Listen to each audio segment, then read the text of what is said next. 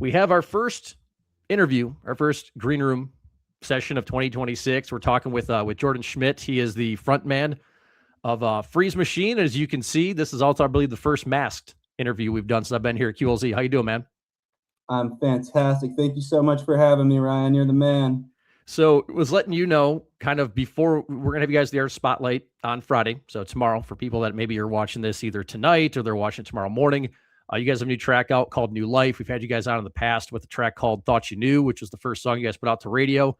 But first, if anybody follows you guys on socials or anything, there's a lot of polar bears everywhere. So got to know as much of the backstory as I can from where the polar bears kind of came from and how they play into the band. You got it. Absolutely. So basically, I got the whole idea to make this band. I was at a county fair and I saw a very, very scary bear that lorded over a ride that looked very much like me. Okay. And, I saw myself in that moment. I saw representation of angry polar bears as, I am a very angry polar bear. I was torn apart from my ancestral home due to climate change. I used to be a very happy bear employed by the Coca-Cola Corporation to happily sip and entertain people as their movies began and whatnot. And, it's been a brutal little half decade here as we, try to reclaim what was once ours and build out this thing you see here called Freeze World, which I would be more than happy to clue you in on. Before we clue in on that, you worked for Coca-Cola. So how many of the really famous commercials were you ever part of? I remember those as a kid. So how Oh many were man, you ever yeah, part we of? all do. It was a very formative part of our childhoods. Gosh, it must have been 4 or 5, like every Yeah. Christmas. It'd just it'd be a wonderful payday for me and my family. And we were very hydrated with delicious caffeinated sugared beverages, and we had our ice caps relatively unmelted, and it was a good time. But it is a new era now, so All right. we must take back what was once ours by force. There you go. Now I met the Budweiser Clydesdales this year. We're in Springfield, Illinois, so we're the state capital. So we have the state fair here. Any good stories with the Budweiser Clydesdales you got for us? I met one, so I'm like 6'3", and there's not a whole lot of animals that I meet that are usually taller than I am, and I was a little intimidated by the Clydesdales. So any good stories? Any collaborations with the Clydesdales, because they're also a big thing around Christmas time too. We're always open to collaborations. And I know Coca-Cola, they've been a little more open recently. They got their Jack Daniels blend they got there. Oh yeah. So hey, there might be some verticals there. Yeah, I can't say I've been contacted by Anheuser-Busch or whoever makes Budweiser, but hey, my DMs are open, guys. There you go. It's only in the case of bands, DMs are good. Other people, leave them alone. Don't dive in their personal lives and everything. So Freeze World, what's going on here? I know we've got some music to chat about, but Freeze World, what's happening here as well? Yeah. So basically, Freeze World is the multimedia multiverse that I am building, and it's expressed through our music videos. It's expressed through our art on social media, and I'm not giving too much away. I'm hoping that it will eventually be expressed as a video game that we can all play, and it'll be an extension of this world that we're building here. There's a multiverse. There's an anime world. There's a computer game world. There's an Inkblot world, and there are new worlds to be revealed in the video that we're currently working on for New Life that I can't talk too much about, but it's very exciting stuff. There you go. Now, we talked a little bit before you got going because I'm like, all right, Freezemachine's it's a new band. It's a very new thing.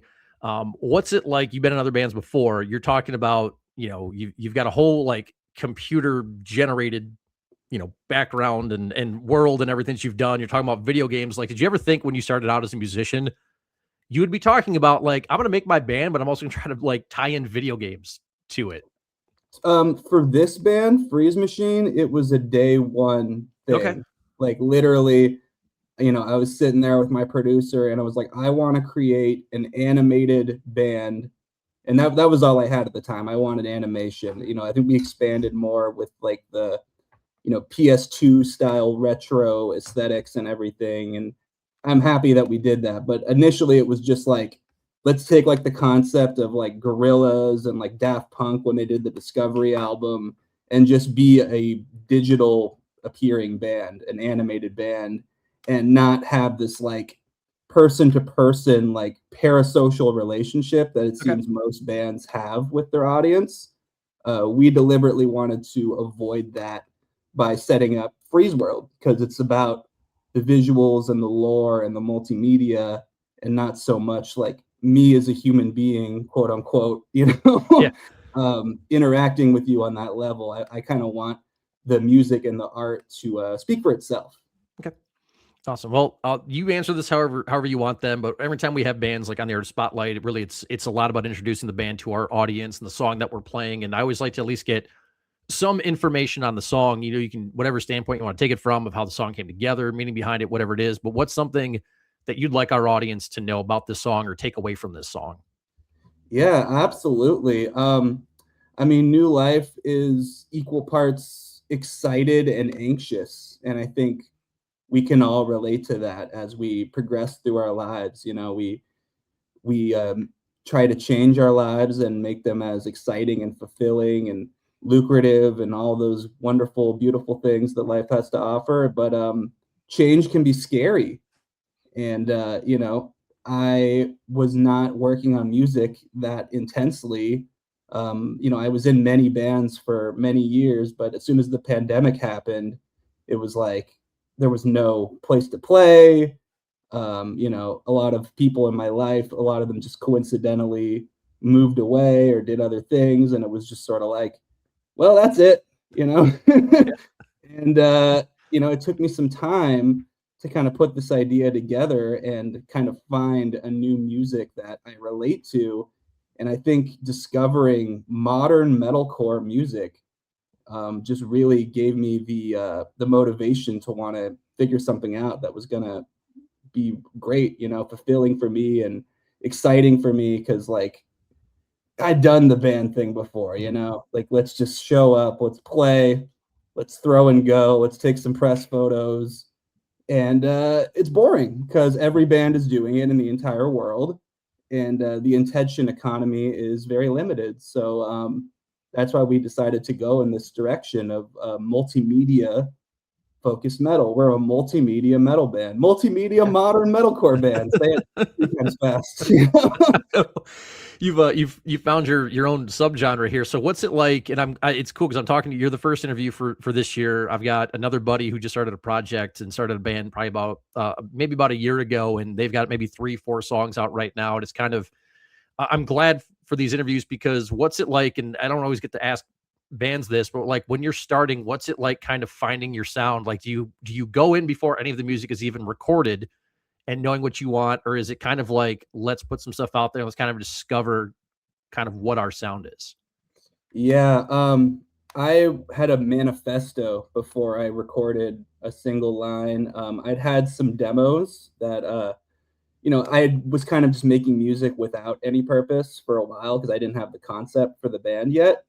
And then once I wrote the manifesto, I was able to find where those demos overlapped with the concepts I was laying out, and I was able to take portions of those demos and flesh them out and make finished products. But yeah, no, I very much had to write this manifesto because if I don't focus myself, I'll do what I've done in the past and just make music that's so eclectic, like Mhm. literally no one can categorize it. Because that's what I did in the past. I just did like, yeah, I do everything. I'm a Yep. musician. I do everything, and I was everywhere at once. And I wanted to avoid that with Freezemachine. So I was like, here are some elements, post-hardcore, new metal, grunge. Mhm. Like that's plenty right there, like like pick 3 things that or never try to do more than 3 things at once. That was a key part of the manifesto because I don't think even the most complex, interesting art that we enjoy, we really are able to focus on more than 3 things at once. So yeah, absolutely, I had to narrow it down to something that they go together, and they're also like interchangeable because I want to have very dynamic music. So like for example, we take a lot of inspiration from post-punk in general, 80s music, goth music, but we're also this like modern metalcore band. So how do we kind of square that, right? So maybe we have like a quiet verse that's inspired by that post-punk sound, and then a loud chorus that's inspired by that modern metalcore sound and has a little bit of a grunge twist to it, like, and we just sort of found our way there by combining the genres we wanted to combine in the dynamic format we wanted to combine them. So that was very, very intentional. And I highly recommend that for any creative to like really try to zero in on what you want to do, because it'll save you a lot of time and heartache, because you might have something great and you're like, oh, it's great. Not for this, but it's great. But if you know exactly what you want, you'll never have that problem. And that's the first thing I noticed about you guys from Thought You Knew when you guys first put that out. I was like, the initial riff, I was like, this reminds me of like grunge, but fresh. Like, and that's the first thing I got. And that was the first, that's what drew me in. So like, I mean, I'm 39, I grew up in the new metal world, but Alice in Chains is one of my top 5 bands out there. I love Alice in Chains. So anytime somebody's coming in with like a grungy kind of riff, especially to open, I'm like, all right, I'm hooked. Let's see where the rest of this goes. So amazing. You rock, Ryan. Yeah. That's why we do this, man. I mean, I think the grunge thing is kind of been overlooked, and new metal has had this really amazing resurgence. But yeah, I think that our kind of unique spin was, getting more of those grunge flavors in there, getting more of those post-punk flavors in there, and then combining that with a very palatable modern sound that I've really been enjoying from so many great bands, whether it's Spirit Box, Knocked Loose, Poppy, Architects, Bad Omens. Like there's so many wonderful modern metalcore bands that I can take so much inspiration from, but they don't do the grunge thing, man. So that's where you come into play, and I appreciate that you picked up on that and can see how we're incorporating that. Yeah, absolutely. So you and I talked, I mean, I know you mentioned it and I'm in agreement with you on it. So like, I still love albums. I still love getting a full album, when I can from bands, attention spans are short right now. So kind of like, what's your plan for this year when it comes to releasing new music? Is the singles game the best thing for you? Like do the single, like right now, I know you said you can't talk much about like the New Life video and kind of what you want to do with it going forward on that. But is that kind of like the focus is let's get a song out there. Let's give it a video, give it a whole lot of attention. And, maybe we'll look to see if an album makes sense down the road. I think you're onto something there. We're just taking it one song at a time. I think I sort of conceptualized this as an album as I worked on this body of work, but I'm sort of agnostic as to how the world experiences it. And I want to make sure that each song gets its day in court. So far, the singles and videos game has been the route for sure. And, an album will happen. We'll know when it's time. But I think the way we're doing it is really good. And videos are a huge part of what we do. What can you say about the video for New Life? Can you say anything about when it's going to be out, or kind of a time frame, or anything to expect with it? Like, what are you able to share so I don't get you in trouble for anything? Maybe I could share that I'm planning to start principal photography sometime in March. Okay. That's about all I can disclose about timing, as I'm still actually working on the treatment, believe it or not. But it's a very detailed treatment. I always write very detailed treatments to all our videos just because, like, I want to make sure everyone I collaborate with is on the same page as me. And also, it just gives me the mental clarity. Like, same as with the manifesto with the music, right? Like, I need to define my own parameters so that I can do what I need to do and know that every bit of effort I put towards it is in service of that goal. But yeah, the video is going to be very different than the other videos. I think you're going to learn a lot more about what Freezemachine is and what Freeze World means. And yeah, that's about all I really feel comfortable sharing about that at the time. Dude, you're fine. That's why I try to ask bands like, hey, like what are you able to share? Like, there's enough times where people press and whatnot. It's like, all right, if whatever you're able to share, cool. We'll kind of go from there on it. Any other big plans for 2026 goals, kind of like any shows, anything like that you're able to talk about, or anything you kind of want to get out in front of people for? Of course. So, yeah, we have put together a live version of the band. I mean, the studio version that you hear, the better part of what you hear is performed by me. That's sort of like Trent Reznor sort of thing, where it's just like one dude, some producers, whatever, we get it done. But I have my band now, and our goal is to be out on the road, I believe, by fall of Okay. 2026. Don't hold me to that, but that is what our goal is right now, to be ready to play shows around the country and possibly around the world in fall. So that's what we're working towards. And that will be great because the live thing is going to be part of our multimedia experience as well. So it's pretty exciting to be able to build that out and really provide a good stage show for people because the videos have been fun, but it's time to get out there and show them we mean business, and I'm really excited about that. That's awesome. And again, I was curious about this one. You kind of get your new band, you just kind of get things going, and everybody's on a different time frame, a different schedule, and it's always curious kind of how that all comes together. And I know when I mentioned albums, you put up the rock horns, but I said I still love getting a full album experience. So anytime anybody comes on, Jordan, for the first time, it's like I gotta know some of your favorite complete albums, some of your favorite no skip albums of all time, whether it's Wow. older, newer, whatever genre it happens to be. Some of the favorite no skips that you've got. Absolutely. I could think of a couple. Mhm. Well, one from a couple from my youth that are still no skips to this day. Gorilla's self-titled album, Queens of the Stone Age, the Songs for the Deaf album. I mean, I love all their albums, but that one's definitely a no skip. In terms of newer records, literally any album by Spirit Box, I don't skip their songs. I also don't skip their live shows. Like literally, if they're playing any show in like a 3-state radius, I'm there, There. and sometimes further, to be honest with you. But yeah, any of their albums, I love their new album, Tsunami Sea. Also, I love Knock Loose's last album, You Won't Go Before You're Supposed to. I never skip anything on that. Um, yeah, there's like 4 right there, man.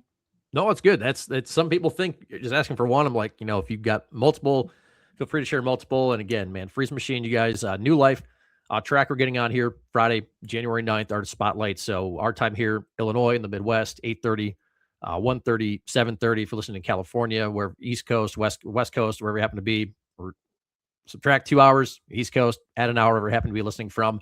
And Jordan, where can everybody find you guys? Socials, website. If you want to stay up to date with everything you're doing, where's the best place to get that done? Please, yeah, I would love it if you guys would follow us on Instagram. Our handle is Freeze Machine Music. We're also on Facebook, same handle. YouTube, same handle. Freeze Machine Music across the board. Just follow us on Instagram, Facebook, and YouTube. You can stay up to date with everything. Please subscribe to the YouTube channel and with notifications on so you can be there as we drop the New Life video and all our shorts and making of and all our fun stuff. So we really appreciate everyone that's been engaging with our content, and we'd love to have you guys join the Freeze fam here in Freeze World. Awesome. Well, Jordan, dude, appreciate your time, man. Again, we got you guys on tomorrow, 8:30, 1:30, 7:30, and looking forward to more from you guys. Thanks for your time, dude. Rock on, Ryan. Thank you, buddy.